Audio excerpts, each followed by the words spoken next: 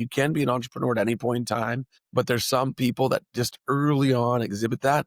The cues for me are following the money. If they're willing to put way more money into this versus this, can I build a product that can do this versus that? It helps you not stay married to the idea that even if you believe in it, even if you think that cause is great, we're going to see more and more over the next 12 months and 24 months, like AI being disruptive in so many different markets. It's a matter of the businesses that can use it early on will get the big edge versus the ones that kind of wait a while to kind of put it into place. Try to find somebody who's just a couple steps ahead of you. Not specifically even that someone labels himself as a coach, but just another business you talk to him.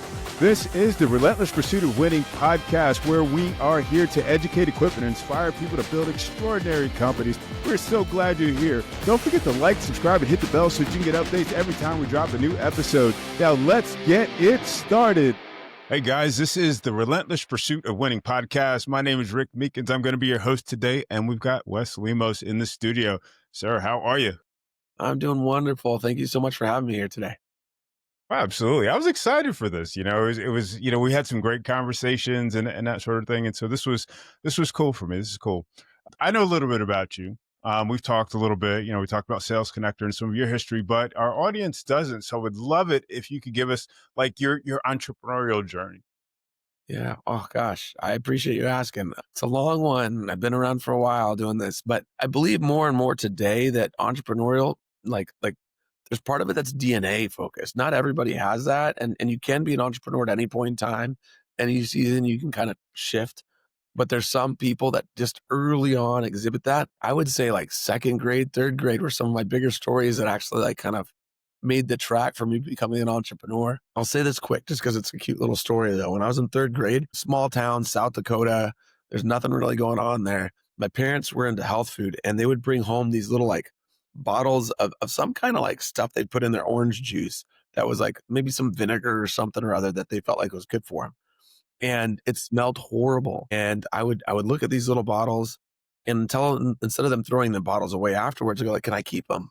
And my parents are sure, you can have them. We didn't have too much money for presents or doing too many other things. So I'd make toys out of things that really weren't toys, right? So I started collecting them and I had, a couple dozen of these over a few days. And so at school I'd go and I'd start like, showing them to my friends and I'd open them up and I'd say, hey, these are stink bottles. They smell horrible. Do you want to smell it? And people would smell it and go like, oh man, this is horrible. I need to buy one. So I started selling them for 25 cents. I ended up selling them so well that I had a few friends say, hey, can I be resellers for you? And I said, I think I can make this model work. I'll give you 10 cents and you give me 15 cents. I'll give you like 5 inventory. Let's see how you do. So I had 3 resellers and it was working pretty well. But one day some 6th graders got their hands on it. They were being disruptive in class. And the teacher caught them and said, oh my goodness, she thought probably it was drugs or something like that, right? And it went to the principal. The principal ended up calling out my sales rep. I knew my sales rep was going to rat on me and I kind of like, oh man, I'm going to get in trouble. So I got called to the principal's office too. And I felt like things were going to fall apart. And she didn't understand my explanation. So she called in my dad and she goes like, all right, we're going to call in your dad. He's got to explain what's going on. My dad's a local pastor here in town, okay? There's only one church in this whole city. And my dad's the guy that walks in and he sits there for a while and he listens to the principal and he looks at me and he looks at the principal, looks at me and he goes like, son, this is what you've been doing this whole time with these little bottles. I am so proud of you. I am so proud of you for doing that. What a creative thing to be doing. Like way to use your resources to make something happen here. And the principal did not like this one bit because she expected me to get in trouble. But my dad stayed there like by my side and he goes like, he's using economics, he's using business, he's using mathematics, he's actually using like organizational skills.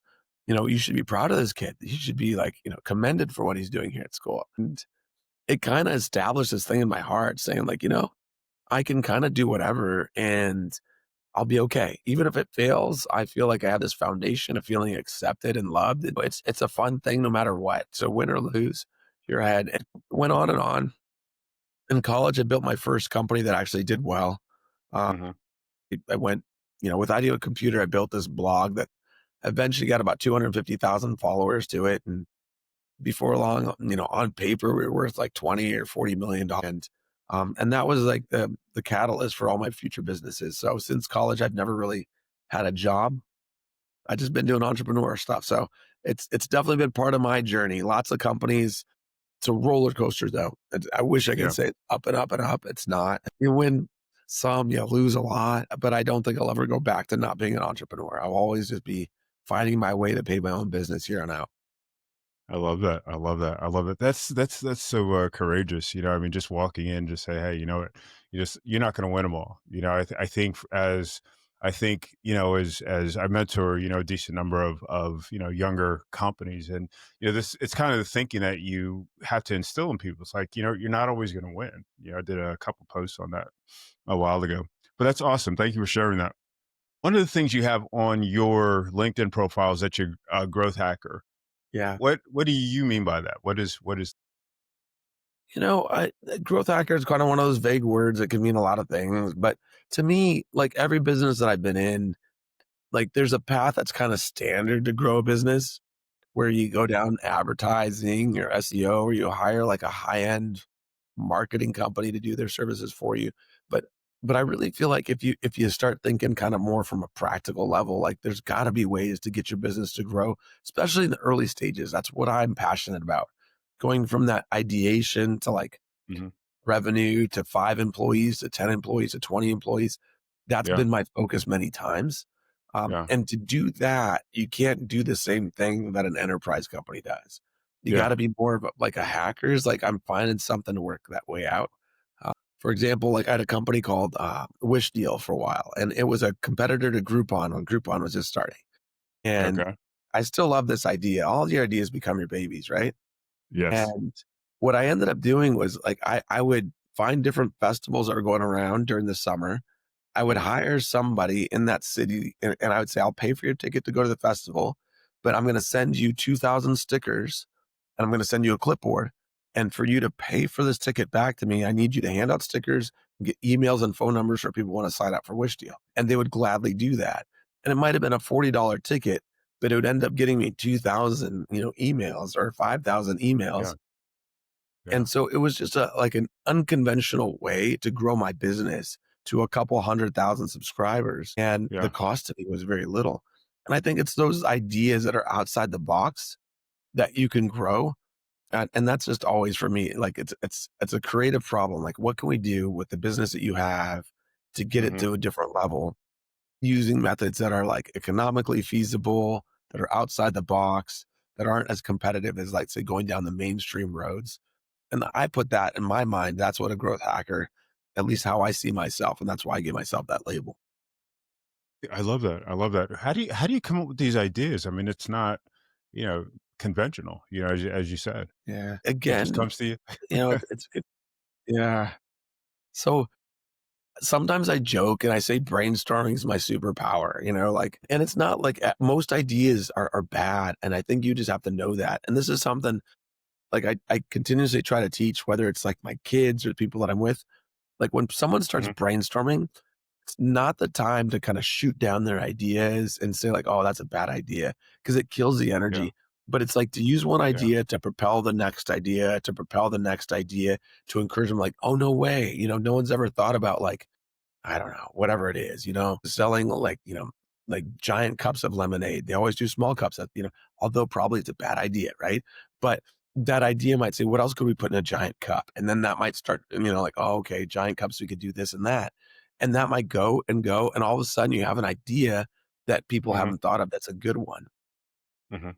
And Mhm. so I think to me, I enjoy that. Like that's where I like to be. I'm definitely more of a visionary entrepreneur, Yeah. but we like the grass is green on both sides. I love that part of it. The execution part, like if I don't have a good team behind me doing the execution, I'm really not going to accomplish anything. So it's a combination of having the right team, but then if you can kind of focus on the skills that are good for you too. So the creative side has always been fun for me. I've always loved that, thinking outside the box. I Okay. can't put a finger exactly on why or how I got that one, but it's just fun for me and I enjoy it. Awesome, awesome, awesome. You kind of alluded to the idea that some of those ideas are a lot of bad ideas, or a lot of ideas that don't necessarily come to fruition.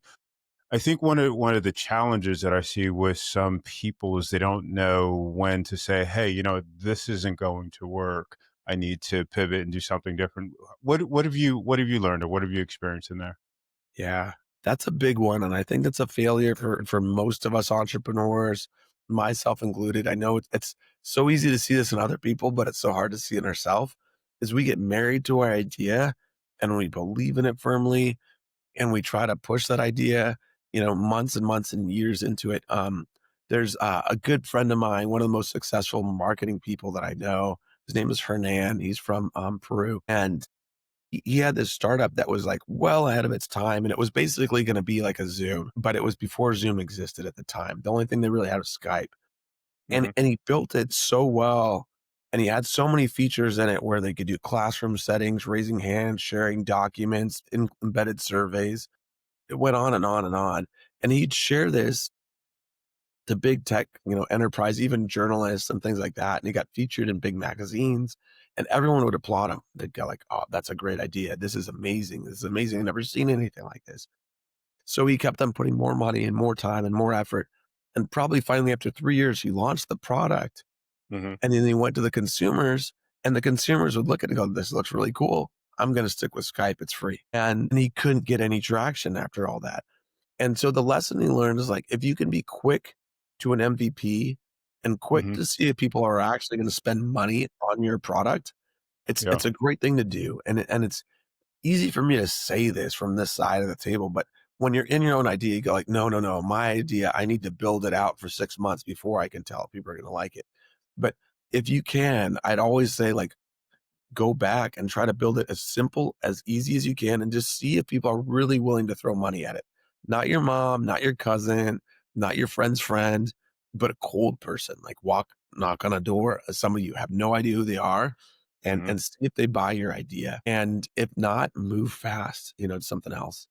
Also, yeah, money speaks a lot, and I'm not a money focused guy. I really am not, Mhm. but it really validates your idea fast.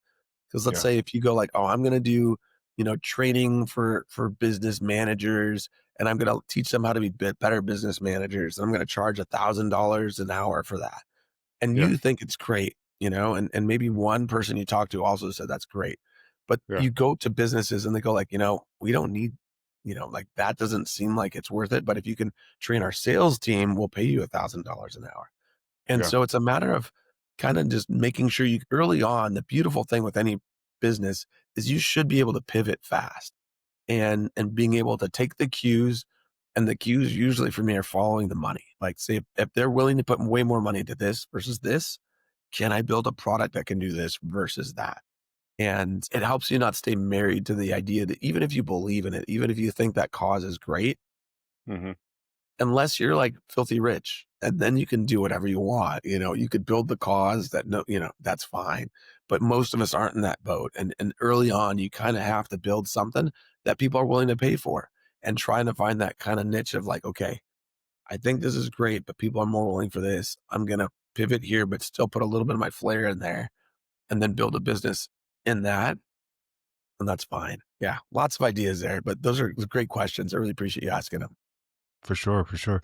Yeah, that's I love that thinking. I love that thinking. So I guess my question is, you built this MVP. You like it, you love it, of course. You agree to yourself, it's like, okay, I need to, test this market. How do you find, and I mean, I don't know if you can even answer this, but I mean, how do you find those people that are going to really be willing to give you that feedback? It's like, hey, I'll pay you, $1,000 an hour to train.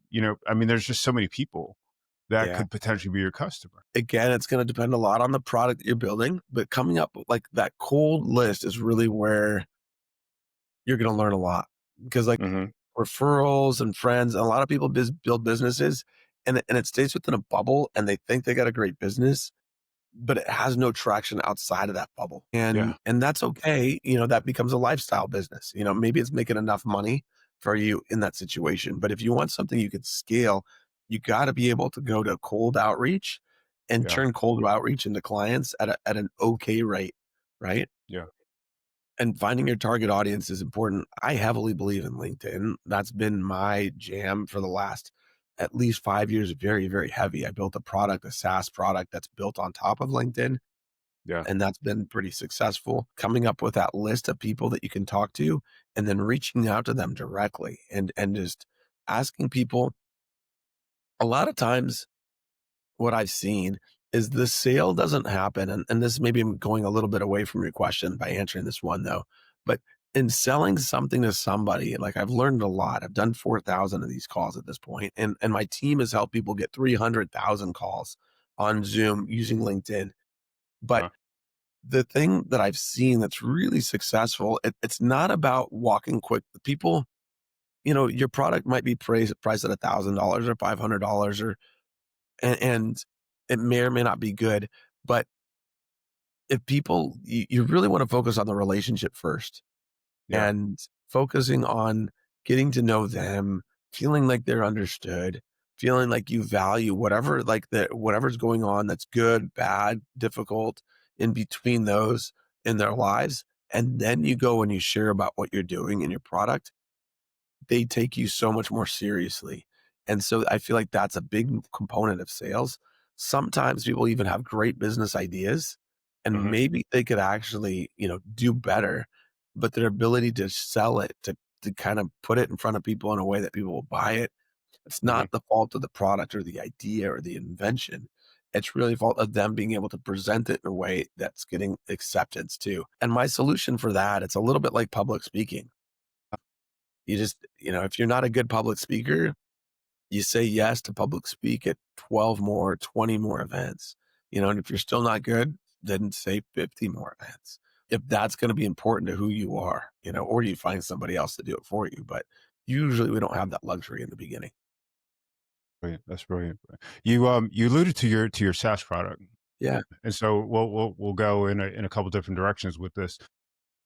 You had mentioned you talked about LinkedIn. You talked about the necessity to lead with a personal relationship in order to lead to sales, and and LinkedIn being a powerful sales tool.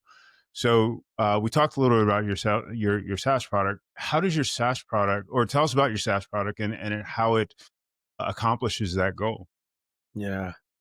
So LinkedIn is a powerful platform.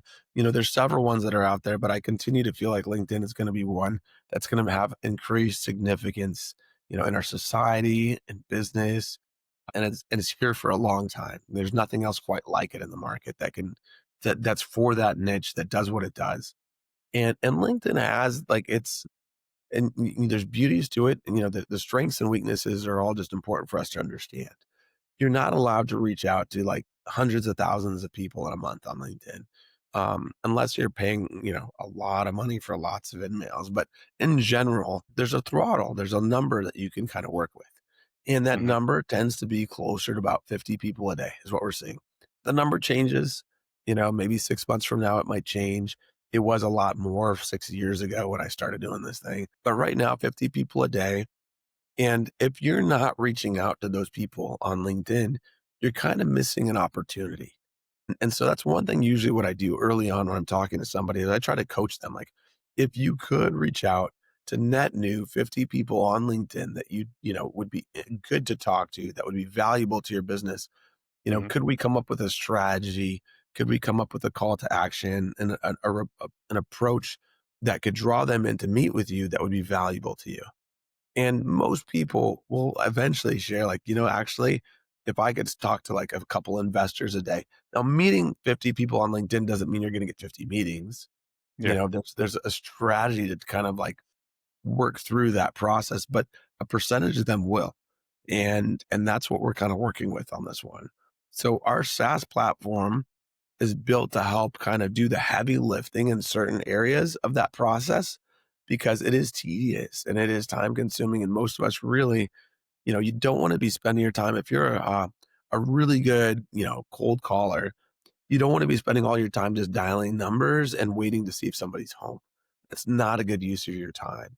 You kind of want something else to do that, and you can be at your time actually talking to people because that's Hmm. your strength. And I feel like on LinkedIn, that's kind of what we noticed too. Like people, like the lot of this consecutive outreach and follow up and stuff like that. So we built a system that can either be done, my software helps quite a bit and my team helps a lot too. And with the combination of those two, with a good strategy that we never let someone go just by themselves into doing this on their own. And I feel like that sets us apart from most software that's in the space. Most software will just kind of give you, here's a password, here's a username, you paid for it, good luck. And it's a little bit like giving somebody, I don't know, whether it's like a fancy camera that can do a lot of stuff and saying, here's a camera, good luck.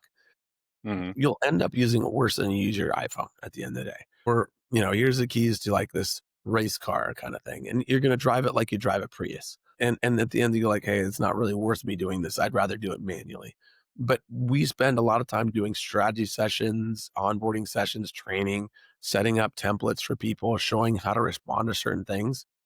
And there's a big education piece on this relational first focus, Yeah. where when somebody starts a conversation, you don't jump in and pitch. Like it doesn't work well. We have data to back all this up. Yeah. We push hard to kind of start off with just good little questions that are getting them to want to talk to you, engage with you more, and it builds a rapport that you can have a real high success rate later on after maintaining that rapport to build that meeting with that person. Nice, nice, nice. And you didn't say the name of your software. Yeah. Oh, I'm sorry. It's salesconnector.com. So it's pretty easy to remember. There's kind of a play on words. Sales Navigator, we feel like is a really key product, and we recommend our clients get Sales Navigator. It lets you find people. So, if you found, okay, here's the top 5 cities in the world I want to visit, great. Now what do you do with that information? Sales Connector will actually make a tangible plan and put things in action where you will be visiting those cities and having the success of the cities you need to put in there. So the connecting part is a missing link that I feel like most companies don't have. So Mm, companies often will pay for Navigator, but then they have no visibility really into like how well it's being used or what happens after that. And with a tool like ours, it layers a whole bunch of visibility, a whole bunch of tools that allows you to see exactly what your team's doing, how well you're doing, what goals you're achieving inside of it. It's just a powerful platform. I love it. It's my baby. It's been my baby for the last 5 or 6 years now. So, and it's continuously getting better, especially with now advancements in AI. yeah. It's just phenomenal to see how we can add those things in and it can make such an impact on a platform like ours. Yeah, yeah, yeah. How can and I mean obviously I don't want to compromise any of your work, but I mean how are you or how can you leverage AI with your platform? So, I mean, we're going to see more and more over the next 12 months and 24 months, like Yeah, AI being disruptive in so many different markets. It's a matter of the businesses that can use it early on will get a big edge versus the ones that kind of wait a while to kind of put it into place. It's like I saw yeah, this dating myself, but back when people didn't have websites, the ones that did launch websites quickly got a big advantage over the ones that didn't have them. And that was like really significant. And I feel like that's kind of playing right now with AI. One thing that we do, I think that's kind of a little proprietary to us is we've been in this business long enough where we've studied so many conversations inside like LinkedIn's ecosystem hmm, where we're able to like not only do the outreach, but we're also able to study the incoming responses.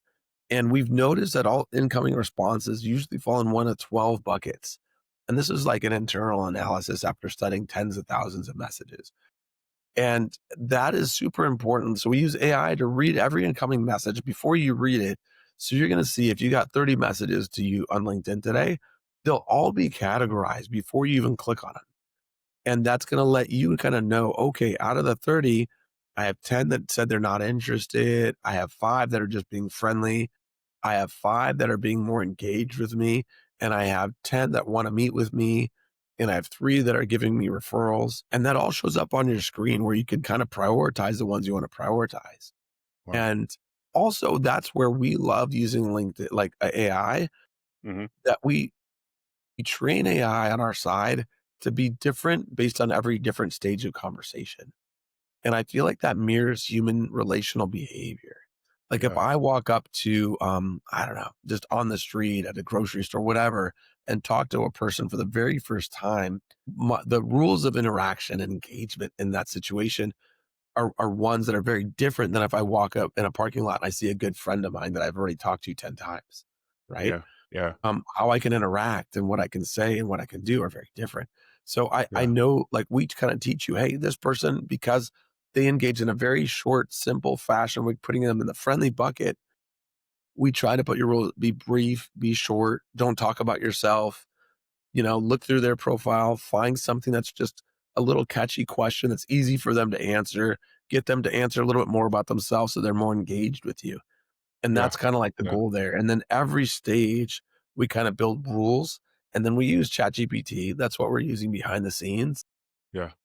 plus a lot of information about you that you preload, plus all the information about the person you're talking to, plus these rules of how to engage in every stage. It's fascinating how eerily accurate it can be when you just say, I want to lean into the AI to respond. But even so, 99 more percentage, we always have a human that's evaluating what's done. And Right.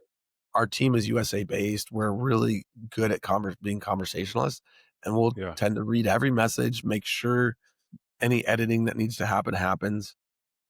And so messages get sent out that are appropriate, that are unique, that are punctual to our clients. Fun. That's fantastic. That's fantastic. Yeah, I have to tell you, I mean, I really enjoyed the demo, and I mean, impressed. I've seen a lot of LinkedIn automation tools and that sort of thing, and what you guys put together is really kind of, it's not even kind of, it's really set apart. It's really a fantastic product. If audience, get an opportunity, I would certainly sign up for a demo on this. Let's switch gears real quick. Talk to me. I mean, you've because you've walked the road, because you had such a long journey. I want to hear about like a big challenge, that you had, and really how you overcame it. I think, as entrepreneurs, it's like there are so many things that we haven't experienced, or perhaps things we have experienced, and it's just like, it's like, how do you? I always love getting tips for just how to just keep pressing forward. Yeah. That's easy. I wish there was like a one size fits all answer to that one, right? I mean, it's I know, just, right? there's a challenge in there. I would say like one thing, is not really based as much as a challenge, but it's a philosophy that I embrace. Uh-huh. It's that relationships matter so much more than business in the process. And so being in my like sixth startup at this stage and having been around for a long time, um, I've done well, I'd say, accumulating an abundance of relationships that are significant, that are valuable, and this Rolodex per se that I have, like I know it's priceless. And that comes from just having that kind of relationship first focus. So my main coders that have helped me build this SaaS platform, one's worked for me for 16 years, the other one's worked for me for 14 years.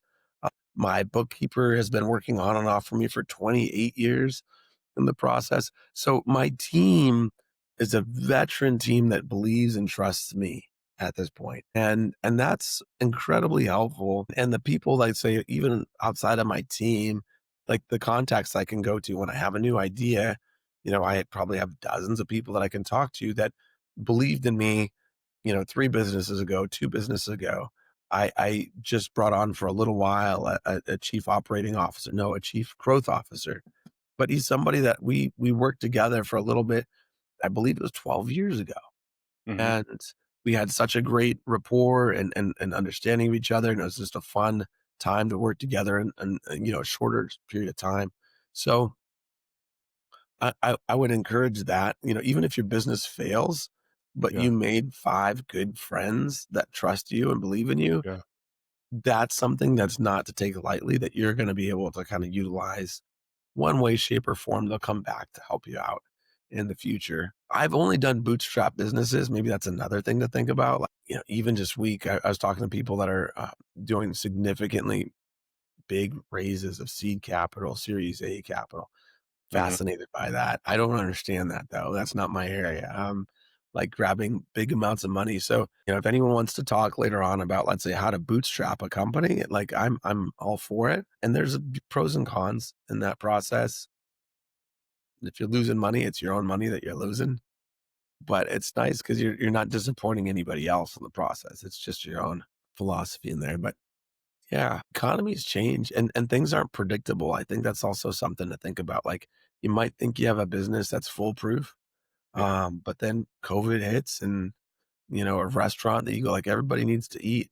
All of a sudden the restaurant goes out of business because things change you didn't expect to change, or the healthcare system changes and your business goes out of business there, or um, graphic designs aren't needed because AI can kind of do it just as fast as a human can.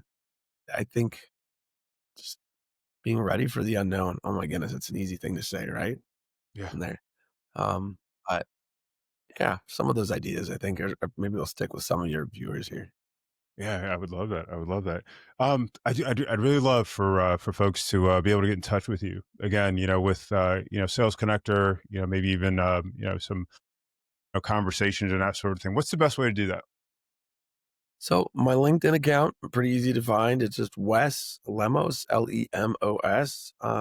There I am, and even I'll give people my email here too. I think it's a good one. I have a little team that helps me read that one, but it's just Wes at Roll Digital, ROLLDIGITAL.com. That is my web design and development company. So I've had that for a long time. It's my bread and butter company that just always will be around. We just have done software development and web development for probably a decade at this point, and I kind of still keep that as a backdrop business. So the SaaS business, I love it because it's scalable and it potentially could get to 10,000 clients or 100,000 clients. As a service-based business like web design development, if I get to 12 clients, I'm drowning. So it's a different business, and it's also something fun to talk about people when they're in brainstorming phase, like what kind of business to build. It's good to Yeah. understand the nuances of the different business types you have, how much you can scale it, how hard it's going to be, what bottlenecks you're going to have. Going back a little bit, one advice too, I would say to people is, try to find somebody who's like just a couple steps ahead of you that whether not specifically even that someone labels himself as a coach, but just Hmm. another business you talk to and like, oh gosh, like I have 30 employees, they have 50 employees. I'm making 2 million a year, they're making 4 or 5 million a year. This guy looks like he knows what he's doing, or a girl, and just saying, would you be okay meeting with me once a month? I'd love to keep on picking your brain. I just think that you have so much that I could gain from, and Yeah. usually these people are pretty flattered and honored and say yes to that. And so I have a few people in my life that do that for me. And I gain so much from that experience. I just recommend that for almost all of us. Find somebody. I have another friend that has a company that has like 1,500 employees, and he's making like 70 million a year. It's not even really worth my time talking to him because it's just, his problems are so much different than the ones that I have today. So finding that person who's like not like within range, but right there in front of you, that's the person you kind of want to be meeting with on a regular basis, in my opinion. So yeah, I would put that out as a tip to any one of your viewers. Cool, cool, awesome, Wes. This has been great. This has been great, and I'm certainly going to follow up with you. I always enjoy our conversations. I want to thank you so much for being on the show, and again, look forward to talking to you again. Okay. Yeah, absolutely. Thanks so much for having me. Good luck to you, and I hope you have a good end of year. Thank you, sir. Thank you. All right.